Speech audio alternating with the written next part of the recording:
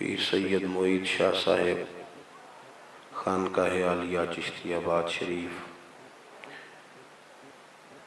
हज़रत साहब कारी मोहम्मद रफ़ीक साहेब, हज़रत अल्लामा साहेब, आज की ये खूबसूरत महफ़िल पाक जिसमें मैं और आप हाजिर हैं, अल्लाह ताला इसे अपनी बारगाह में कबूल फरमाए। महफ़िल शरीफ इंशाअल्लाह आगे चलेगी। महफ़िलें होती हैं नबी पाक अलैहिस्सलाम के नाम की, लोग आते भी रहते हैं जाते भी रहते हैं। नज़रियाती लोग जो होते हैं वो नज़रियात की तरफ तवज्जो रखते हैं, शख्सियात का दुनिया में आना जाना रहता है तो महफ़िलें तो दूर रह गई। मेरा वादा था कि मैं मगरिब के बाद आऊँगा, मैं अपने वादे के मुताबिक हाज़िर हुआ और अपनी बात करके मैं हाज़िरी मुकम्मल करूँगा। फिर मुझे बताया गया है कि इंशाअल्लाह ताला महफ़िल अपनी पूरी मोहब्बत के साथ आगे जारी रहेगी। अल्लाह जिन दोस्तों ने ये इह्तिमाम किया है उन्हें बेहतरीन सिला अता फरमाए। दुनिया में कुछ चीज़ें ऐसी होती हैं जिनके कुछ ख़ास मकासद होते हैं और कुछ चीज़ें ऐसी होती हैं जो उन मकासद की तकमील के लिए मुआवनत करती हैं। वो भी बहुत बड़ा हुस्न होती हैं, बहुत बड़ा कमाल होती हैं, लेकिन कुछ चीज़ें ख़ास होती हैं। हमने अपने बच्चे को किसी अच्छे इदारे में पढ़ने के लिए दाखिल कराया, किसी मदरसे में, किसी स्कूल में, हॉस्टल में उसका क़याम हुआ तो इदारे वालों ने खाना बड़ा अच्छा खिलाया और रहने का बंदोबस्त बड़ा उम्दा किया। उसका पिक एंड ड्रॉप का निज़ाम भी बड़ा अच्छा था, सारी चीज़ें बड़ी बेहतरीन थी, सारा कुछ ही वो सही कर रहे थे, बस पढ़ा नहीं रहे थे। खाना भी अच्छा देते थे। असल में आप मोबाइल देख रहे हैं, मुझे देखेंगे फिर समझ आएगी बात की। आप बच्चे को दाखिल तो कराया था कि वो पढ़ेगा, लेकिन जिस इदारे में दाखिल कराया वो खाना अच्छा देते थे, रहने को जगह अच्छी देते थे, उनकी सारे मामलात बड़े उम्दा थे, सहूलियात सारी ठीक थी, पर पढ़ाते नहीं थे। तो चला जाएगा, बाप कहेगा हमारा बच्चा वापस करो, हमने नहीं यहाँ पढ़वाना। तो कहते हैं जनाब खाना तो अच्छा दे रहे हैं, सोने का इंतज़ाम देखो कितना, पूरे का पूरा हाल ही हमारा ऐसी है। तो कहेगा खाना हम घर भी खिला लेंगे, रहने का बंदोबस्त घर भी हो जाएगा, तुम्हें तो बच्चा दिया है कि पढ़ाई करे। तो अगर पढ़ाई नहीं करता तो असल मकसद ही खत्म हो गया। कुछ चीजों के खास मकासद होते हैं। नबी करीम अलैहिस्सलाम के दुनिया में तशरीफ लाने का भी कोई खास मकसद है। अगर उम्मत हुजूर से प्यार पूरा करे, करना चाहिए, मिलाद पूरा मनाए, मनाना चाहिए, हुजूर के जिक्र पाक की महफिल पूरी करे, लेकिन उस मकसद को ना समझे जिस मकसद के लिए हुजूर आए हैं। आप मेरी बात को समझे। असल काम अगर रह जाए ना, असल काम, तो बाकी काम सारे भी होते रहे तो फिर चीजें जो होती हैं वो उसूल पर कायम नहीं रहती। हमें हुजूर से मोहब्बत भी खुल है, नात भी खुल के पढ़नी है, ज़ौक़ शौक़ भी पूरा रखना है, लेकिन जो महबूब के तशरीफ लाने का मकसद है उसे भी कभी नहीं भूलना, उस पर भी गौर करना है। और उस मकसद की तकमील के लिए हुजूर ने मेहनत बड़ी फरमाई, जद्दोजहद की है, रातें बेदार रह करके गुजारी हैं। रसूल करीम सल्लल्लाहु ताला अलैहि वसल्लम कभी मंडियों में, कभी मेलों में, कभी ताइफ में, कभी जंगों में, ये सारे काम हुजूर ने उन खास मकासद हसना की तकमील के लिए किए।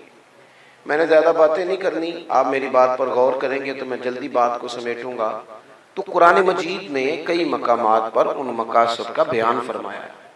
एक मकाम पे फरमाया वदाइयन इलल्लाहि बिइज़्निही व सिराजम मुनीरा, हमने ना अपने महबूब को दाइये इलल्लाह बनाया है। हुजूर अल्लाह की तरफ दावत देने आए, अल्लाह की जानिब बुलाया नबी पाक। हुजूर ने तय कर दिया कि सजदा सिवाय रब के किसी के लिए जायज नहीं, तय कर दिया। नबी करीम ने, देखे ना, अगर कोई शख्स अल्लाह को नहीं ना पहचानता, मालिक को नहीं पहचानता, तो जिंदगी के सारे मकासद ही फौत हो जाते हैं, सारे। फिर तो हर चीज ही खत्म हो गई। अगर अकीदा है तो ईद और रिसालत ही नहीं है तो हर चीज खत्म हो गई। मरेंगे, फिर कब्र में जाएंगे, फिर कब्र की दो हालतों में से अल्लाह के फजल से रहमत वाली हालत ही मिलेगी। आखिरत के मामलात हैं दुनिया में, जब तक इंसान अपने रब करीम को नहीं पहचानता। हुजूर ने बताया, हुजूर ने कुरान मजीद में जितनी मक्की सूरतें हैं वो अकीदा तौहीद पर और अकीदा रिसालत पर और अकीदा आखिरत पर जोर देती है। अकीदा ये जो लोग डरे डरे रहते हैं ना, सहमे सहमे परेशान परेशान और सारा दिन परेशान रहते हैं कि शायद कोई अच्छा हुक्मरान ही आएगा तो हालात बदलेंगे, ऐसा नहीं है। हुजूर दाइये इल्लल्लाह है। नबी पाक ने हमें बताया है कि तुम्हारा खालिक भी अल्लाह ताला है, मालिक भी अल्लाह ताला है, राज़िक भी अल्लाह ताला है और इबादत के लायक भी अल्लाह ताला ही है। महबूब ने उन्वानात, ये जो अकीदा तौहीद होता है बंदे को मजबूत करता है, बंदे का तवक्कुल मजबूत होता है, अल्लाह पे भरोसा मजबूत होता है। आप देखें ना, हुजूर की सारी हयात मुबारका इसी एतमाद को बढ़ाया। हुजूर ने उम्मत के इसी यकीन को मजबूत किया। बदर में 313 लोग लेके हुजूर चले गए।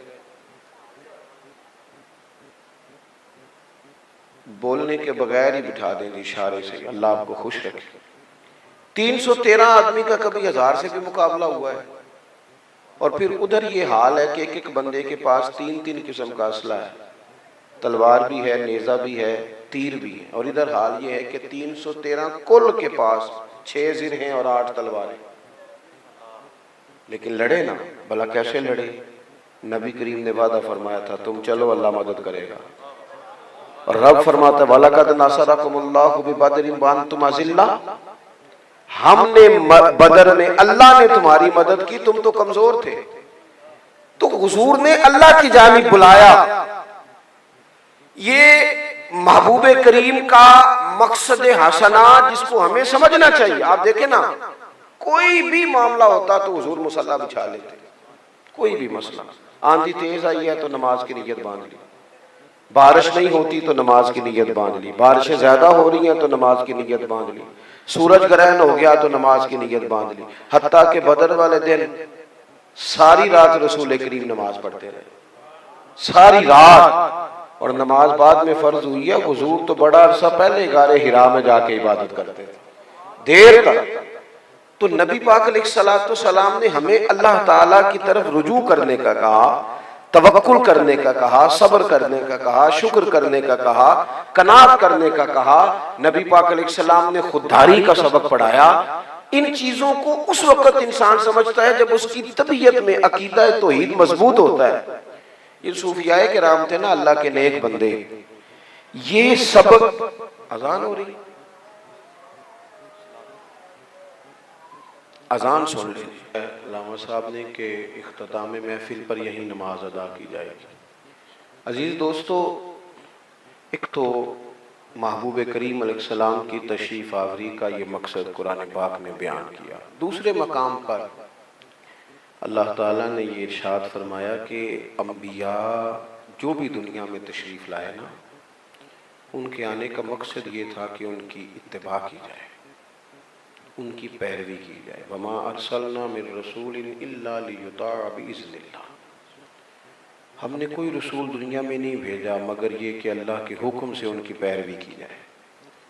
अंबिया इसलिए दुनिया में तशरीफ लाते हैं कि वो एक बेहतरीन नमूना अमल करके दिखाएं।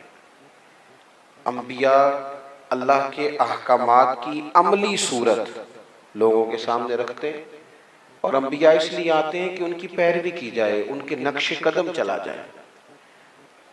और अगर पैरवी रसूल करीम अलैहिस्सलाम की जाए, नबी पाक की पैरवी की जाए, अल्लाह के आखिरी महबूब की, तो फिर तो रब फरमाता है कुल इन कुंतुम तुहिब्बूनल्लाह फत्तबिऊनी युहब्बिबकुमुल्लाह।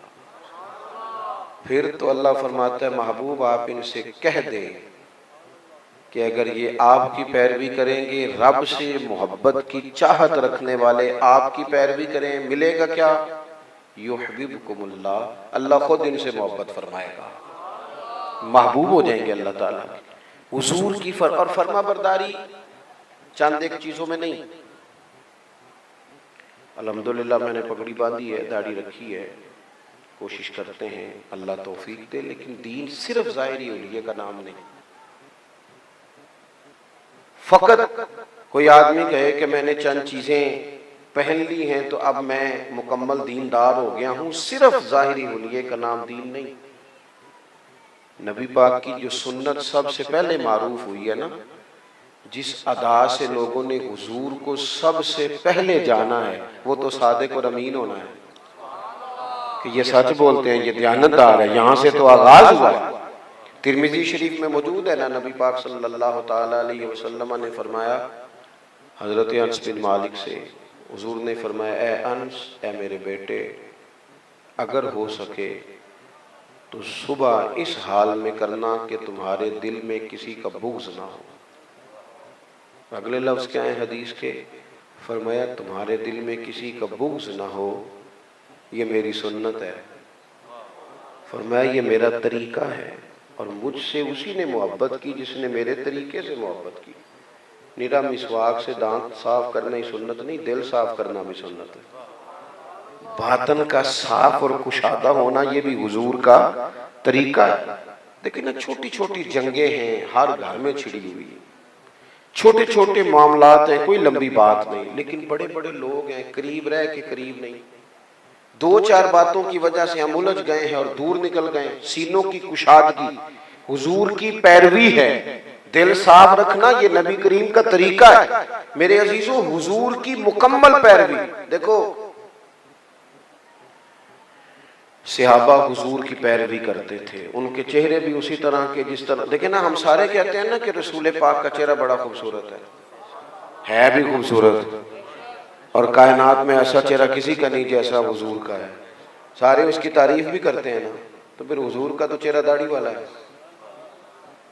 जिसको सबसे सोना मानते हो फिर उसके मुताबिक बन भी तो जाना चाहिए ना।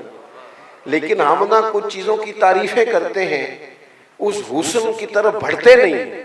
महबूब की सुन्नत को, शरीयत को, दीन निफाज के लिए आया। देखो, दीन फकत इसलिए नहीं आया कि उस पर मकाले पढ़े जाएं, उस पर तकरीरें की जाएं, उस पर जलसे किए जाएं, एक उन्वान को बार बार साबित किया जाए। दीन तो अमली निफाज के लिए आया, अमली दीन अमल के लिए आया। दीन हमारे यहाँ फौतगी कोई हो जाए तो महफल,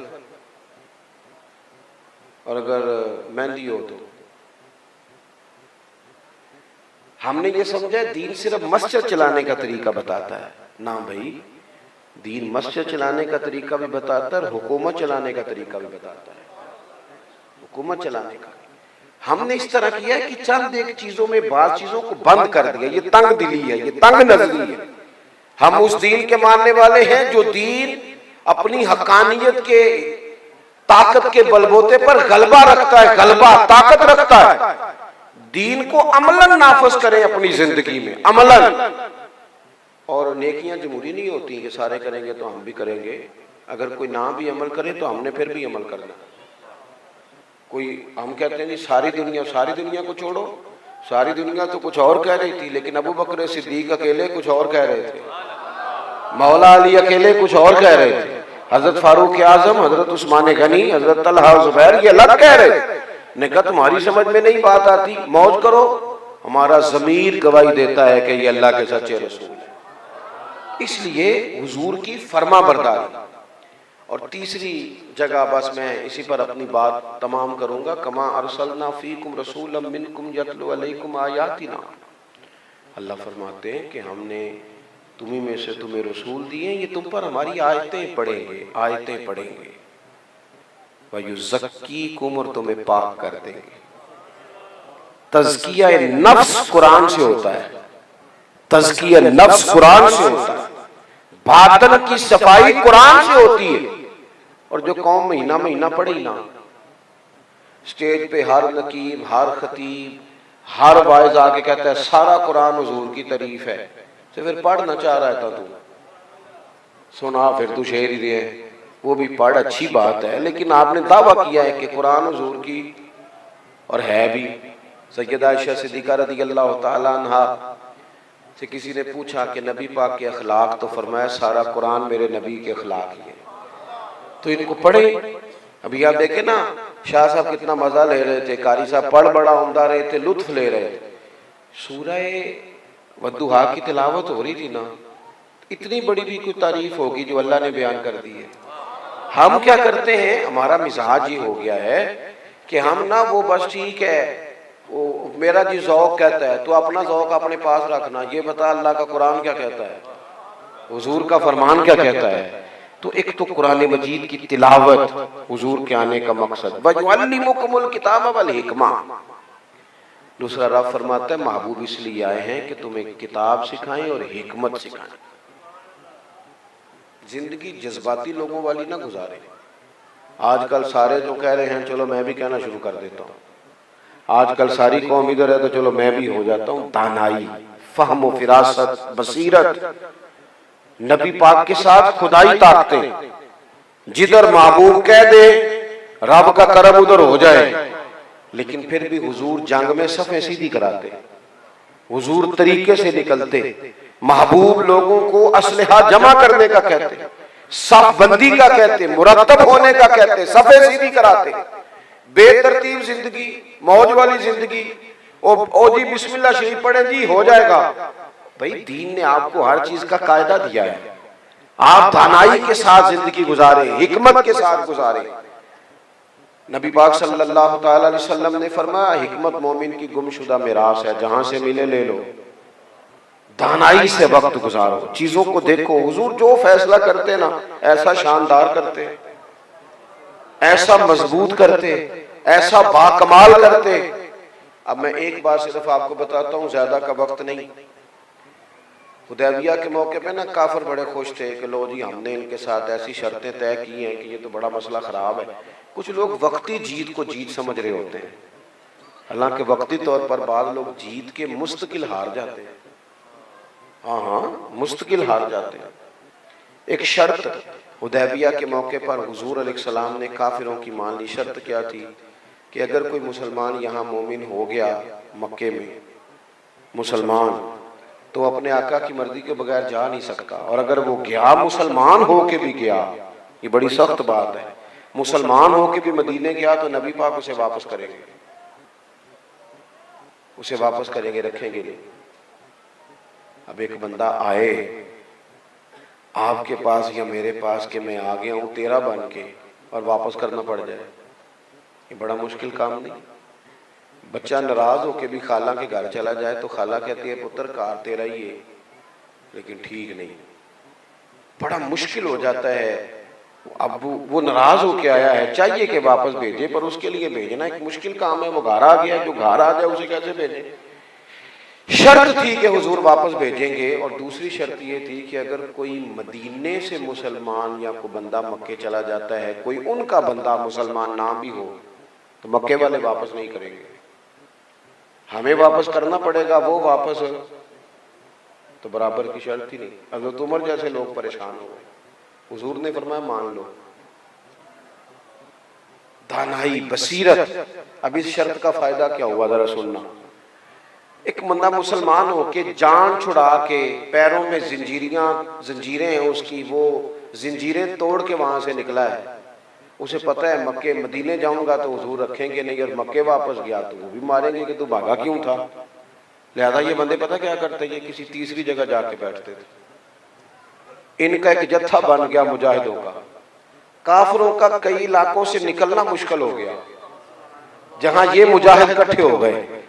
और अगर आके ये यहाँ कोई बात करते थे, हुजूर को पैगाम भेजते थे, तो महबूब कहते थे मैंने तो नहीं ना रखा, यहाँ तो नहीं ना आए। हजरत अबू बसीर, हजरत अबू जंदल, मुश्किल हो गई काफिरों के लिए। और कुछ ऐसे थे जो दूर इलाकों में जाके बैठे, जहां बैठे मदीने आ नहीं सकते थे, हुजूर ने वादा किया है मक्के रह नहीं सकते थे, तो जिस शहर में बैठ गए सारे का सारा मुसलमान कर दिया। तो मेरे अजीज, बसीरत से जिंदगी गुजारें। हमारे जज्बाती फैसले, आपकी नहीं मैं बात कर रहा, आपकी नहीं बात कर रहा, वैसे ओवरऑल करने लगा हूं। साडे कोल जेड़ा पहलों आके गल सुनाए ना, असी ओदे ही उसी वक्त ही फैसला कर लेना है कि तू ठीक कह रहा है, जज्बाती ना हो। कोई बंदा जब बात सुनाए तो फिर दूसरे की भी बात सुने। उसमें अगर 50% फर्क ना निकला तो 40% जरूर निकलेगा, क्योंकि जो बंदा भी बात सुनाता है वो अपने हक में सुनाता है।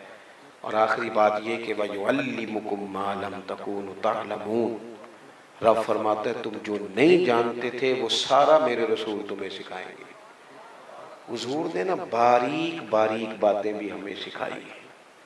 किताब और सुन्नत पे अगर बंदा चले ना तो सिर्फ जीने का नहीं, मरने का भी मजा आता है, मरने का भी मजा आता है। अब देखे ना, तैयार थे सहाबा शहादत के लिए, तैयार थे, दुआएं मांगते थे।